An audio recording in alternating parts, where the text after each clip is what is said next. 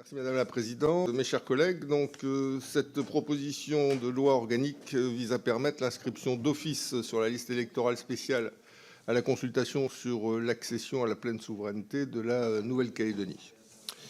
Avant de parler de la proposition de loi stricto sensu, il ne me paraît pas inutile de resituer le contexte calédonien tel qu'il a évolué au cours des dernières décennies.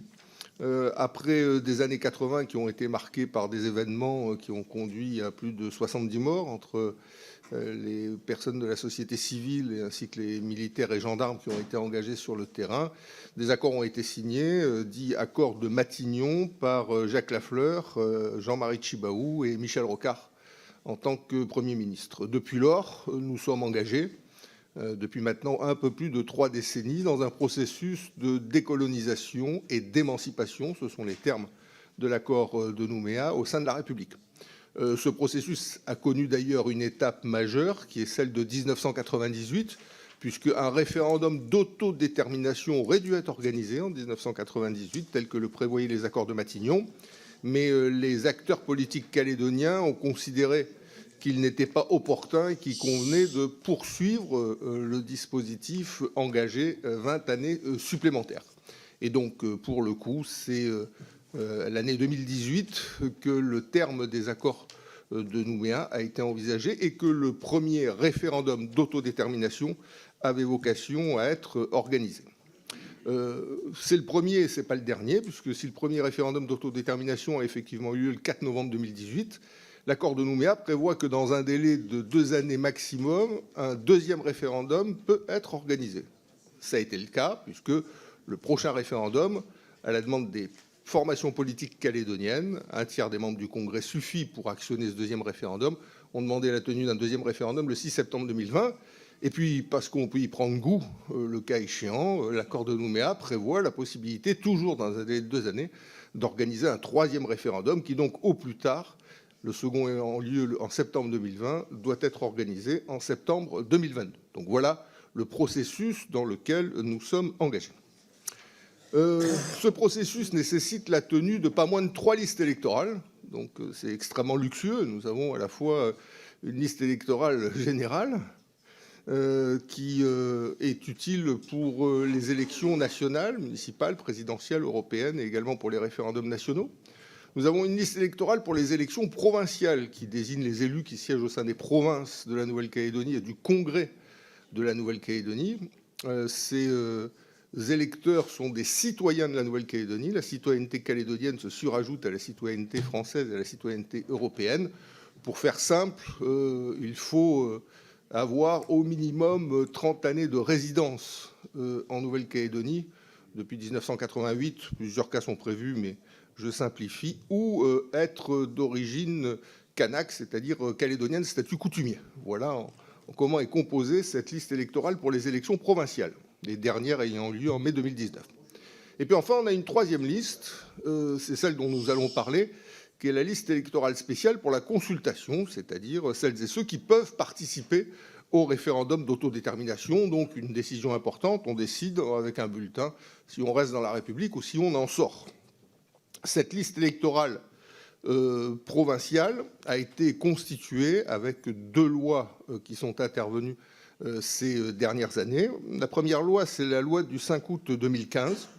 Il a été décidé que cette liste électorale pour le référendum était constituée d'abord et de manière automatique par inscription d'office de tous les Calédoniens qui sont inscrits sur la liste électorale pour les élections provinciales. C'est ainsi qu'on a constitué les 3/4 de la liste référendaire. Et puis ensuite, le dernier quart a été constitué par des demandes, dès lors qu'un certain nombre de conditions ont été remplies.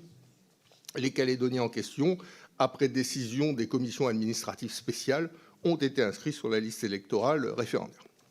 En avril 2018, ou dans l'année qui précède avril 2018, les 2 années qui précèdent, un problème se pose avec une grande acuité, et c'est ce qui va nous conduire à la proposition de loi que je vous présente, c'est que plusieurs milliers de Kanaks, le FLNKS annonce au départ le chiffre de 20 000, ne sont pas inscrits sur la liste électorale générale.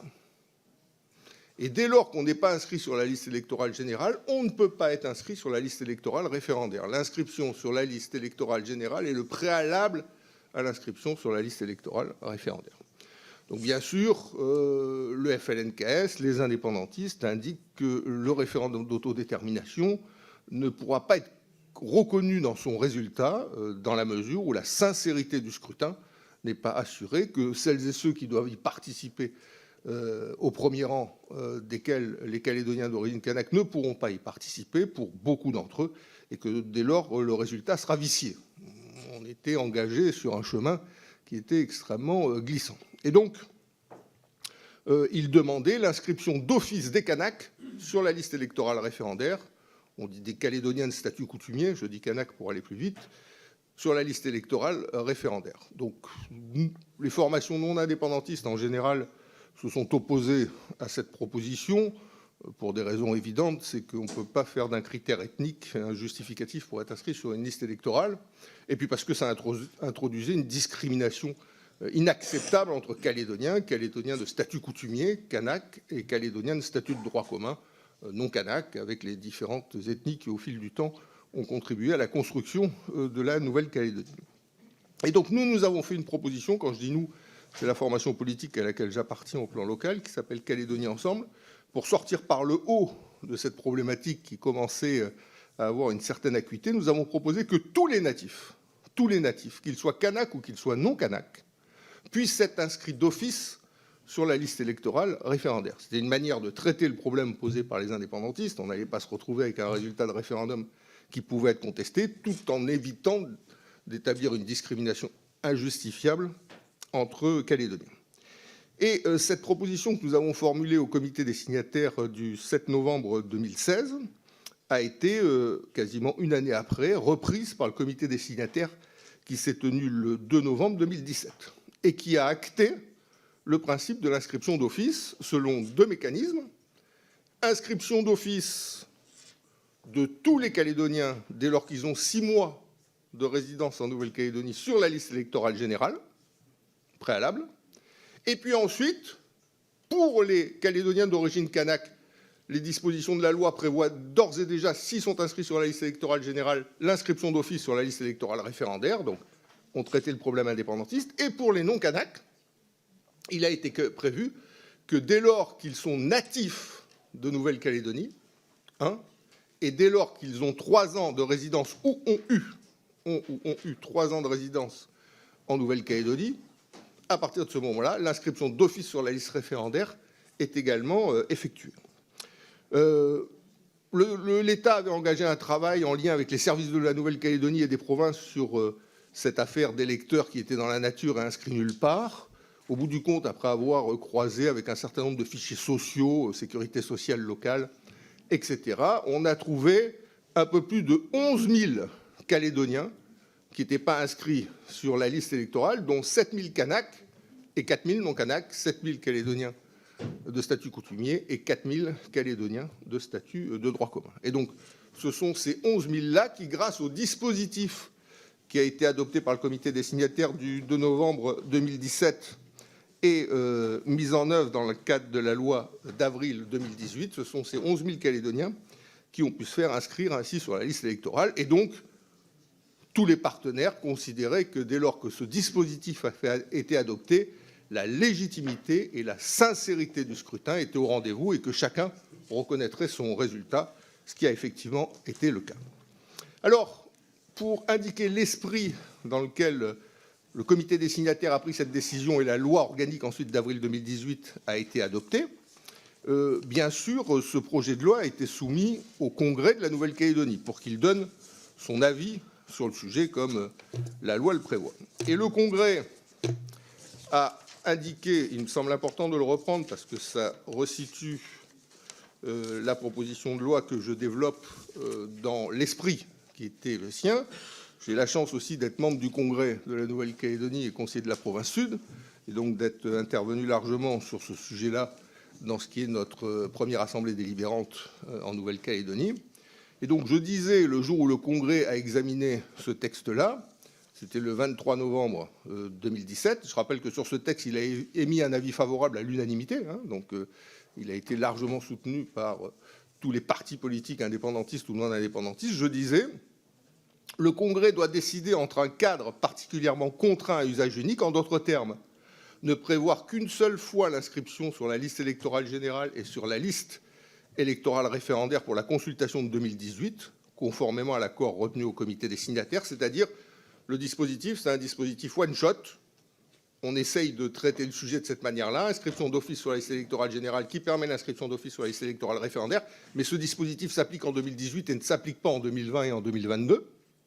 Ou alors, disais-je, un cadre exceptionnel glissant, signifiant que des procédures d'inscription d'office seraient prévues avant chaque consultation, en sachant que les consultations qui seraient organisées en 2020 et en 2022 ne peuvent être initiées qu'à la demande écrite du tiers des membres du Congrès.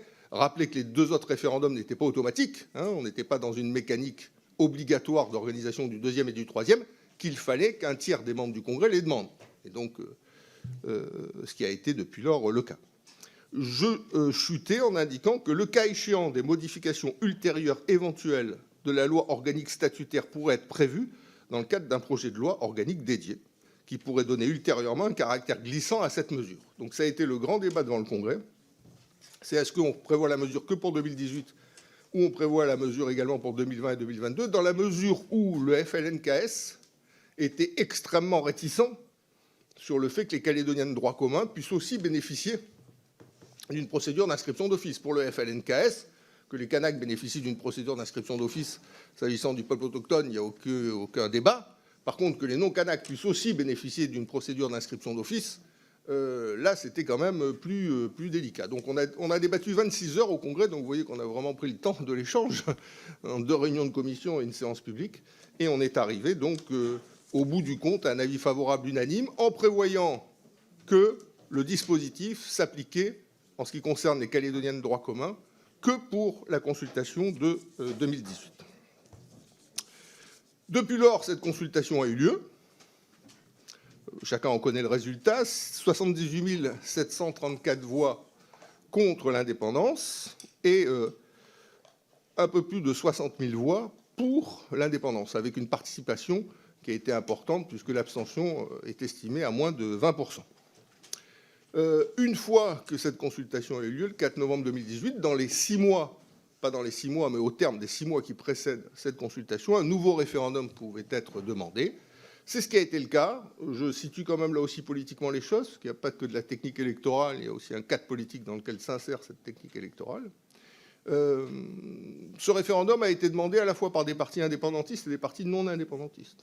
Le FLNKS a demandé l'organisation de ce deuxième référendum, mais des formations politiques dénommées Avenir en confiance, qui pour l'essentiel sont composées des Républicains, ont également demandé la tenue de cette nouvelle consultation, parce que pendant la campagne électorale, ils s'étaient engagés à créer un choc de confiance, je reprends les termes qui ont été utilisés, en accélérant la tenue des 2 autres référendums prévus par l'accord de Nouméa. C'était même engagé à un moment à ce que ce second référendum ait lieu avant la fin de l'année 2019. Finalement, ce second référendum a été organisé, prévu pour le 6 septembre 2020. En ce qui concerne la formation politique à laquelle j'appartiens, Calédonie Ensemble, nous n'avons pas sollicité à notre référendum. Nous considérons qu'une fois que le peuple calédonien a été consulté et a donné son choix, qui est de rester au sein de la République, avec un pourcentage important de 57-43, qu'à partir de ce moment-là, il était inutile de se lancer dans la mécanique de 2 référendums supplémentaires avec les risques de tensions ethniques, politiques et d'attentisme économique qui en résultent, et que nous devions non plus nous opposer sur l'avenir, mais essayer de nous rassembler sur l'avenir, et au lieu de faire encore des référendums d'autodétermination pour ou contre l'indépendance, nous devions essayer, comme l'ont fait Jacques Lafleur et Jean-Marie Tjibaou avec les accords de Matignon, comme l'ont fait Jacques Lafleur et Roch Comitan avec l'accord de Nouméa, nous devions essayer de trouver un référendum de consensus pour un avenir rassemblé pour tous les Calédoniens. Bon, cette idée, donc, n'a pas prospéré, puisque nous sommes maintenant engagés, du moins pour l'instant, nous sommes engagés dans la tenue de ce deuxième référendum. Donc, voilà le point où nous en sommes rendus. Le comité des signataires qui s'est tenu ensuite, après ce référendum, qui s'est tenu le 10 octobre 2019, a été un comité des signataires extrêmement divisé, puisque aucun consensus, contrairement à ce qui s'est passé en 2015 et contrairement à ce qui s'est passé en 2018, aucun consensus n'a été trouvé sur la question du corps électoral. Je vais donner lecture du relevé de conclusion du comité des signataires, qui dit la chose suivante.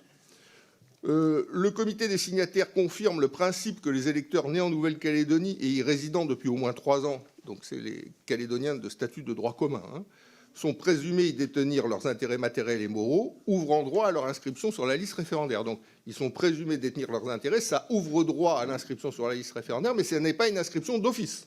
Ça n'est pas une inscription d'office, contrairement à la consultation de 2018. Sans changer la loi organique, et j'appelle votre vigilante attention sur le sujet, sans changer la loi organique, le Premier ministre, proposition de l'État, donc à l'occasion du comité signataire, propose que pour la prochaine consultation, je cite, un dispositif de détection exhaustive des électeurs concernés, associé à une démarche incitative de l'État à leur endroit, puisse venir produire les mêmes effets que ceux impliquant une inscription d'office. En clair, l'État nous dit, attention, moi j'ai une procédure alternative, ce n'est pas la peine de vous battre sur le sujet, on va aller chercher chaque électeur par la main pour le faire inscrire, et vous verrez, je cite toujours, ça produira les mêmes effets que ceux impliquant une inscription d'office.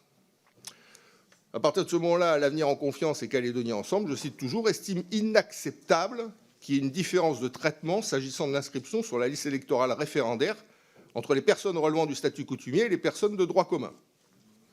À ce titre, l'Avenir en confiance et Calédonie ensemble ont demandé, comme en 2018, une modification de la loi organique visant à inscrire d'office les natifs ayant une durée de résidence de 3 ans. Donc, on voit que ce comité des signataires ne s'est pas conclu par un consensus entre les partenaires sur le sujet de ce référendum et de la liste électorale, de la liste référendaire, et qu'une proposition alternative a été faite par l'État de façon à ce qu'on puisse obtenir ou tenter d'obtenir les mêmes effets dans le cadre d'une démarche incitative auprès des Calédoniens qu'on aurait pu obtenir dans le cadre d'une inscription d'office. Hélas, on a aujourd'hui les résultats de cette démarche, et les résultats de cette démarche, c'est d'une catastrophe intégrale. C'est-à-dire qu'une commission s'est réunie, qui est présidée par le haut-commissaire, le 10 janvier dernier. Elle a fait un point de situation dans le cadre de cette procédure qui a été initiée. On a au total aujourd'hui identifié 2500 Calédoniens de statut de droit commun qui devraient être inscrits, pour la majeure partie d'entre eux, sur la liste électorale référendaire et qui ne le sont pas, à qui l'État a écrit en leur disant il faut faire les démarches pour s'inscrire sur la liste électorale référendaire, et les 2/3 ou les 3/4 d'entre eux n'ont pas été chercher leurs recommandés, n'ont pas répondu. Une part d'entre eux n'a pas été retrouvée faute d'adresse postale exploitable. Et donc, au total, on doit considérer aujourd'hui que sur ces 2500 Calédoniens qui auraient dû être inscrits d'office, qui ne le seront pas faute de dispositions dans la loi organique, probablement 90% d'entre eux ne seront pas, au bout du compte, en situation d'aller voter à l'occasion du référendum de 2018. Donc on voit bien que cette démarche, dont le Premier ministre nous disait elle va produire les mêmes effets que l'inscription d'office, la moins qu'on puisse dire, c'est qu'elle n'a pas produit les mêmes effets que l'inscription d'office, mais il ne fallait pas être grand clair pour le savoir. Autre discrimination importante, elle concerne les jeunes majeurs. Les jeunes majeurs. Donc les jeunes majeurs, il y a 2300 jeunes majeurs qui ont eu leurs 18 ans au cours de l'année 2019 et qui devaient faire les formalités avant le 31 2019 pour s'inscrire sur la liste électorale référendaire et pouvoir voter lors du 6 septembre 2020. Sur ces 2300, il y a probablement une moitié qui sont de statut coutumier et qui vont être inscrits d'office, et une autre moitié qui est de statut de droit commun et qui, quant à elle, si elle n'a pas fait les démarches, quand on est jeune à 18 ans, on n'est pas automatiquement tout de suite à courir à la mairie pour faire la démarche et s'inscrire, qui, eux, ne voteront pas sur la liste référendaire, puisque eux doivent accomplir une démarche individuelle pour être inscrits sur cette liste référendaire.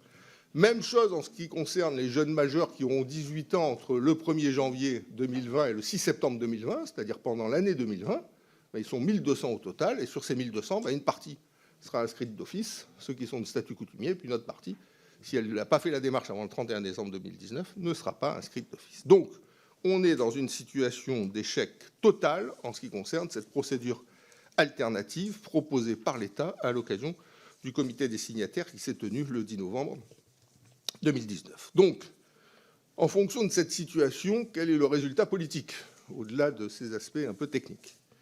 Le résultat politique, c'est que désormais, on peut se poser la question sur la sincérité et la légitimité du résultat qui sera issu des urnes le 6 septembre prochain.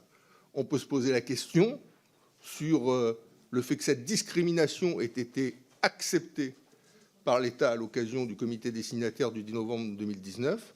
Est-ce que cette discrimination, qui n'existait pas lors du référendum de 2018, ne va pas conduire une part des Calédoniens à considérer que le résultat issu des urnes le 6 septembre prochain n'a pas l'assise démocratique, l'assise de légitimité nécessaire pour qu'il soit totalement accepté? Et puis, de manière plus fondamentale, la question aujourd'hui, c'est est-ce qu'on n'a pas créé un couloir qui est alimenté de manière mécanique par des Calédoniens d'origine kanak, des Calédoniens d'origine de statut coutumier, qui très majoritairement votent pour l'accession à l'indépendance pour que Kanaki devienne une réalité, et couper l'alimentation des Calédoniens de droit commun qui, eux, ne seront plus inscrits d'office et qui, comme chacun le sait, très majoritairement votent pour le maintien de la Nouvelle-Calédonie au sein de la République. En clair, quel sera le résultat le 6 septembre 2020, étant donné qu'on favorise les Calédoniens d'origine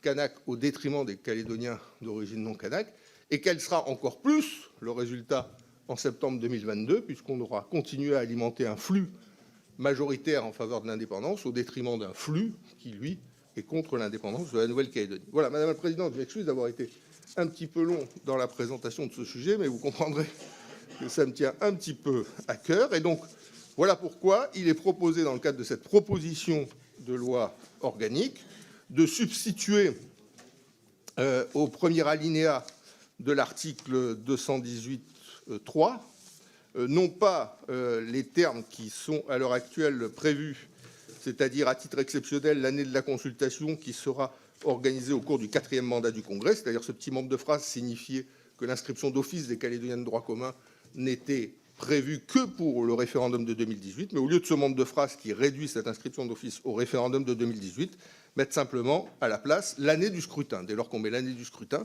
ça s'appliquera non seulement, comme ça a été déjà le cas au référendum de 2018, mais également au référendum de 2020 et 2022. Voilà, Madame la Présidente, Mesdames et Messieurs les chers collègues, le sens de la proposition de loi organique que j'ai l'honneur de présenter devant votre commission.